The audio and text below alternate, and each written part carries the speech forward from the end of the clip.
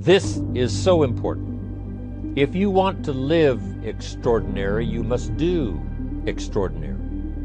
If you want an extraordinary income, you must do extraordinary things. If you want an extraordinary fortune, you must go with the demands of what it takes to have that fortune. If we would ask of ourselves that kind of performance, and you've got to ask it of yourself. You know, I can't ask it of you. I would try to inspire you. I would try my best to share with you what it might taste like, what it's like to finally make your fortune. It happened for me. But here's what you must do. You must demand it of yourself. Society doesn't demand that you learn a list of 10 skills in order to ensure your own future and the future of your family. Society doesn't demand it, doesn't require it. It is not a law. But if you want the benefit, you must demand it of yourself. A goose can only fly which direction in the winter? South. How come a goose has to go south in the winter? Because he's a goose. He can't go any other direction. But not true human beings. Human beings can go north, they can go south, they can go east, they can go west. Human beings can live one way for 5 years and then tear up that script and live another way for the next 5 years. Only humans can do that. There's great power in self-reliance. Self-reliance means you simply look mostly to yourself. Here's what you've got to do. Primarily rely on yourself. Primarily say, I'm the person responsible. And I will learn the necessary skills so that I can help people learn their skills. If I need lots of people to do certain things to build my organization, that is what I must have. But I've got to be the final backstop. I've got to be the final one that people can rely on. So that if this is missed and this is missed, I can catch up, I can fill the gap, I can do the job. Becoming a person of high values, a person of principles, a person of honesty, a person that earns respect, that kind of character. How can we have a system that will build in the integrity, that people will know that if this happens, then this will happen. And if this goes wrong, here's the way to fix it. Unless you have the principles and the character and the integrity to put together a viable plan for a wide variety of people, then the system is not going to last very long. Now here's another one. It's called self-discipline. Self-discipline, all of us have a challenge with that. Because sometimes it's easy, and especially if you're working hard, doing the best you can, it's easy sometimes to let up and let it go. But remember, so many people, especially now that we're as big as we are around the world, are counting on what we do. At home office, they have to be careful. They have to be disciplined. But if everybody will have the discipline to say, I will do the best job I can. I will make mistakes, of course, because we're all human, but I'll try to remedy those mistakes and do the best job I can. That kind of self-discipline that understands how important your part is in all of the functions that work. Here's the next key power, and that's image. There's many parts to image. The image that others see you as, the image you have with other people. And that's very important how other people see you. If they don't see you as a leader, chances are they won't pay attention. If they don't see you as being in control, chances are they won't have the trust. If they don't see you as knowing where you're going, what you want to accomplish, they probably won't follow.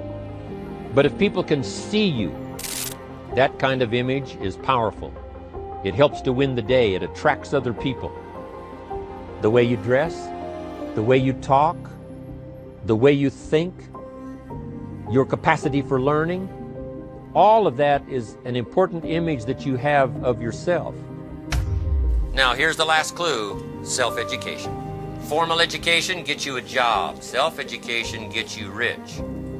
Formal education make you a living. Self-education make you a fortune. Shove taught me read all the books.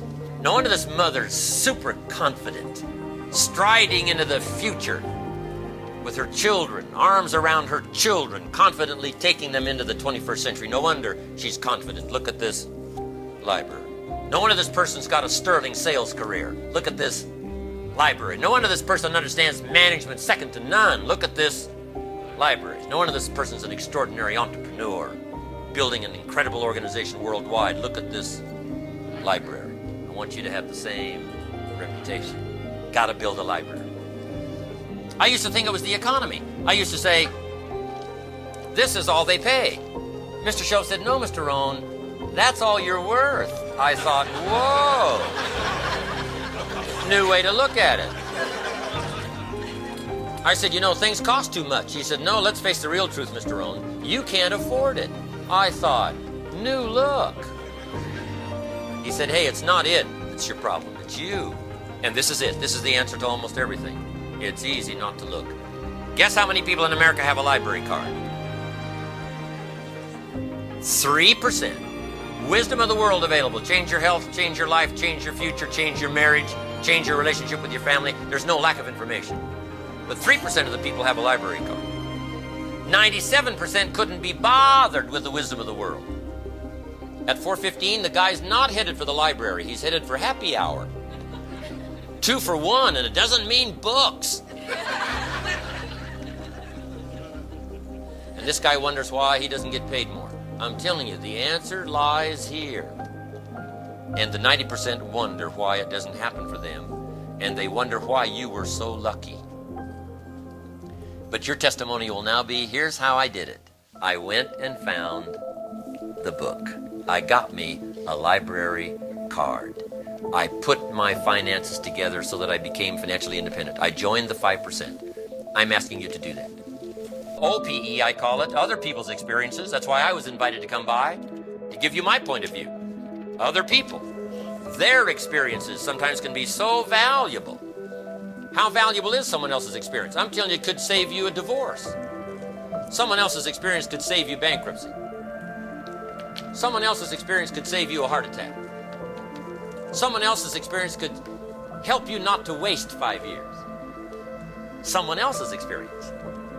If a guy's messed up his life for 40 years, just say, John, would you spend a day with me? Be a valuable day. Say, I'll bring my journal and take notes. Good-looking guy like you, beautiful family, every reason to do well, threw it all away. Tell me how you messed it up. Let him talk to you for a day. I'm telling you, those notes would be just as valuable as the notes you're taking today. In leadership, we teach, find out what poor people read and don't read it. I mean, this stuff is not difficult to figure out.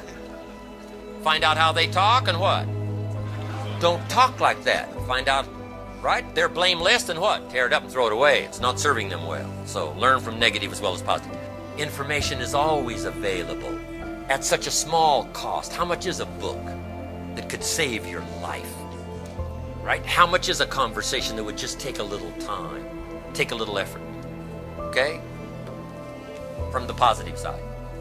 Watch what's happening. Don't be casual now about gathering information that can be useful to your life. Casualness leads to casualties. Whether it's on the highway, the freeway, or whether it's in life. Be a selective listener. Don't saturate your mind, consciousness, with a lot of stuff that doesn't count much. Be a selective listener. It's like tuning in the radio. You got to tune out the static, tune out the silly, tune out the shallow, right? Tune out the mundane, the stuff that isn't going to count much for your health and your life and your future, for your family and your fortune. Just shut out a lot of that stuff and tune in to voices of value. That's the key, searching for voices of value. So I'm asking you to do like you're doing today.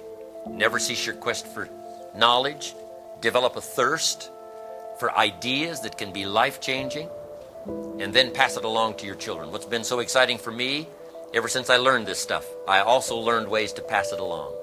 And all you've got to do to start now the process of life change is start somewhere. And it doesn't even matter where. You can start with good health or you can start with something else. The key is to start by saying, I'm going to start the process in each category of finding by my own research. And that's why seminars are so valuable. That's why information is so valuable. That's why somebody willing to take the time to share is so valuable, is to help boil it down in some form to the half a dozen few things that takes care of most of it, and then let me get on with practicing it, and where you start doesn't matter. Once you've found the few things that makes the most difference, now spend most of your time working on those few things. That now is another part of the clue. The first part of the clue is to get the information and consistently practice it. But here's the rest of the formula. Spend most of your time on it. The reason why a lot of people don't do that well is because they major in minor things. They spend too much time on things that don't count much. And they spend too little time on things that would count. So jot this formula down. If the equation is wrong, the results can be disastrous.